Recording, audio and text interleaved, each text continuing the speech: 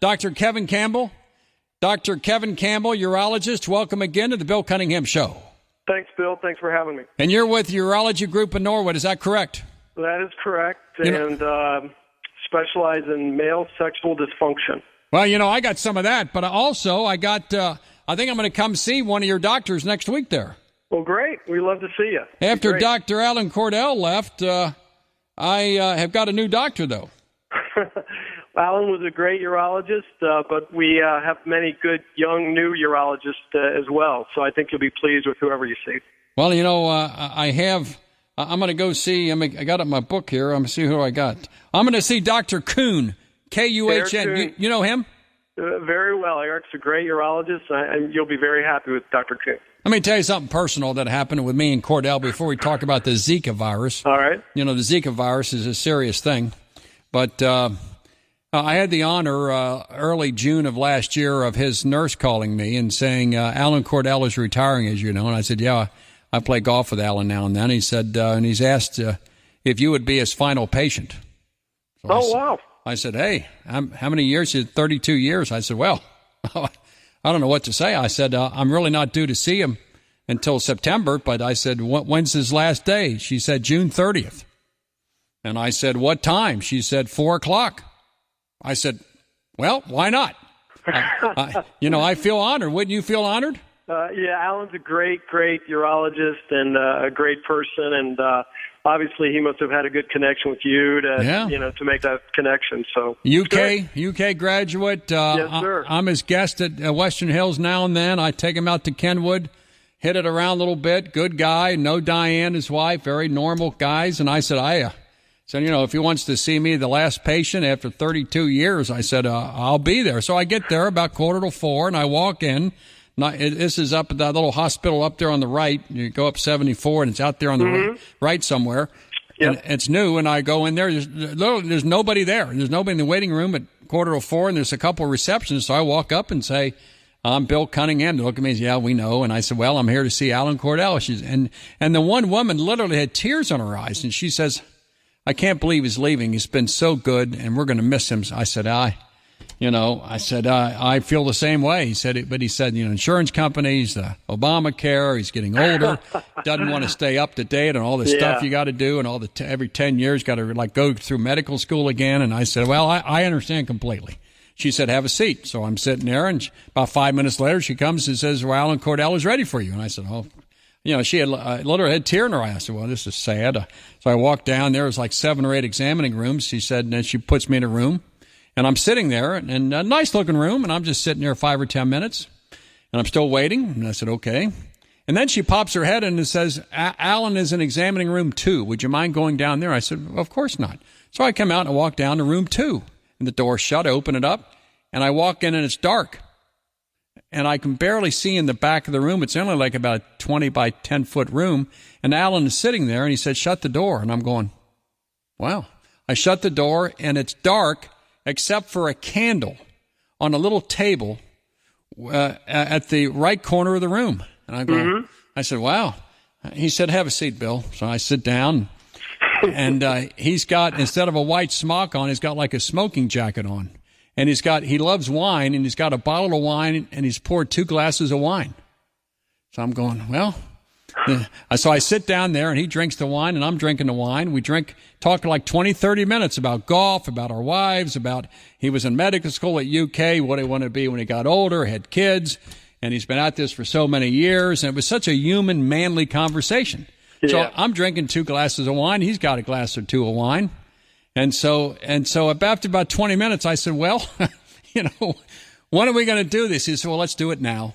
So he stands up, puts the light on, takes off his smoking jacket, puts on a white jacket, and says, bend over. Now, wasn't that an honor for him to give me that honor? You should be thrilled. That's right. One of the great things about urology is the connections long-term we make with patients like yourself. And I have lots of guys come in that I've seen. I've been in practice for about 20 years, and it's you make good relationships and have a lot of fun with people. And I'm sure Alan had a great time with you, and that's a neat story. Within a couple of minutes, the knock on the door, the nurses or whatever, the receptionist came in. They had a little cake. They had a big party for him at 6 o'clock somewhere else. I said, I can't make it to that. They cut cake and everyone's telling stories. And I was a little tipsy, to be honest with you. Yeah. And I had a great time. And then he said, who do you want to have your next doctor here? And I said, well, I don't have anybody in mind. And he told me about this female doctor, urologist, who's like 35 years old, a Riefberger or something like that. Mm-hmm. Dr. Rodersheimer. Yeah, that's it. Rhoda Yeah. Schneider. And I said, well, it's a woman. And I felt peculiar about seeing a woman. You know what I'm saying? I don't think that's a rare sentiment, but she sees many men, and as we see many women, I see a lot of women as well. So yeah, but it's not. But he said Harry Kuhn has small hands and fingers. Is that correct? That I don't know about, but you'll like Dr. Kuhn. He's a great urologist, and you'll be very happy with him. But see, I was a little shy about going to a female doctor. Am I wrong about that? I think that everyone's different, and Dr. Rodersheimer is a great urologist and sees many, many men in her practice. Yeah, but I just feel uncomfortable getting naked in front of a woman. Well, then I think you'll be very happy with Dr. Kuhn. We have many men in our practice, and he'll be very a good urologist for you. Dr. Kevin Campbell, let's talk about the Zika virus, etc. And I'm reading the Zika virus is now going to be everywhere. What protections should men and or women take due to the ability to cause birth defects when one is involved with the Zika virus? Right. So I think the reason you're talking to urologists today is the fact that the Zika virus we now know can be transmitted sexually. And the way that occurs is a man who would travel to one of the endemic areas, which basically now is entire South America, the Caribbean, and Central America. Anyone who has traveled to that area is going to be exposed to the virus, which usually occurs by a mosquito bite. The problem is 80% of the patients who get the virus will have no symptoms, so they'll be asymptomatic. And the 20% that get the symptoms have very mild symptoms. So you could travel, let's say, on a cruise to the Caribbean, have no symptoms, and actually be exposed or even contaminated with the virus. Now, in men, the issue is the virus can actually become incorporated within the prostate gland.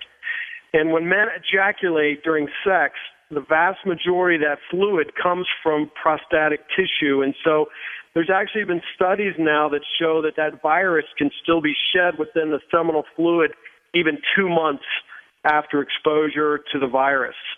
So that's the big issue in terms of men, and exposure. And then when a woman is pregnant and she gets exposure to the virus can affect the developing nerve cells of the fetus. And that's really where the problem sets in with nerve development issues, with what's called microcephaly with babies. But the big issue in terms of exposure has strictly to do with pregnancy and the ability that men can transfer this virus in their seminal fluid. So what about Florida, Texas, Mexico? What if, next week the People's Judge and I are going to find ourselves near Cape Coral in a double wide? Obviously, neither one of us are, shall we say, of childbearing age anymore. So are we okay? You'll be fine. Right now, there's only two types of the mosquitoes that actually, will transmit the virus. And certainly Florida and Texas are going to be areas that, will be exposed. But the incidence right now of exposures is very, very limited. So I don't think you have anything to worry about. Now, the funny thing about this is every week the CDC or the Center for Disease Control comes back with different newer recommendations. So, what I'm telling you today may be different 2 weeks from now. But right now, I think people in Florida and Texas have an incredibly low risk. You want to take precautions in periods, places where you're going to be exposed to mosquitoes. You want to wear long sleeves. You want to use mosquito repellents.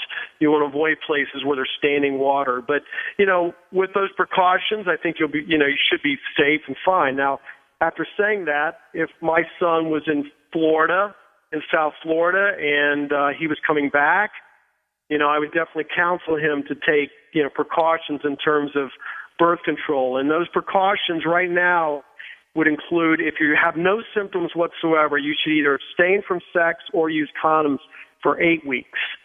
If you're symptomatic, if you go to Brazil or Central America and you get a viral episode, they actually recommend 6 months of either abstinence for sex or using condoms every single time.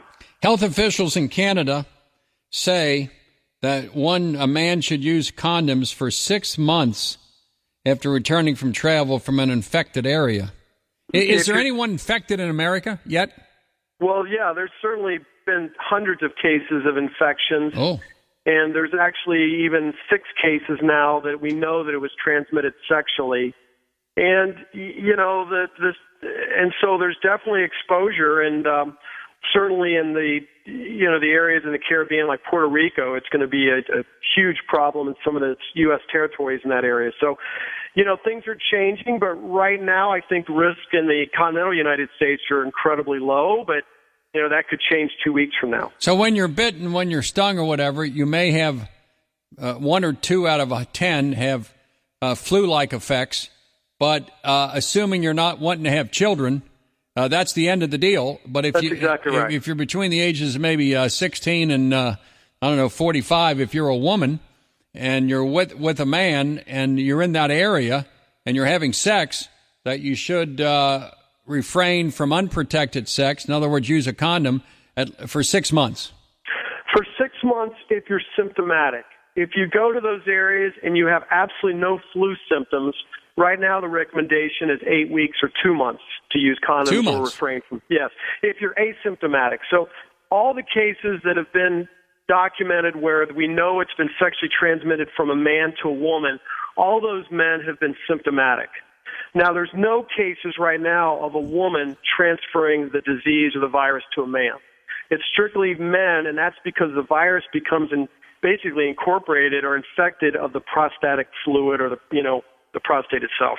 Well, that's it. And if you're in Florida, Texas, or Mexico, the same rules apply, but forewarned is forearmed. And Dr. Kevin Campbell and Urology Group, thanks for anything new with prostate cancer and all that stuff. I know things are changing rapidly, but many new things still with prostate cancer in terms of treatments in men, especially men who have maybe failed surgery or radiation and have progression of their disease. We have lots of new things that we can offer today that weren't available even 2, 3, 5 years ago.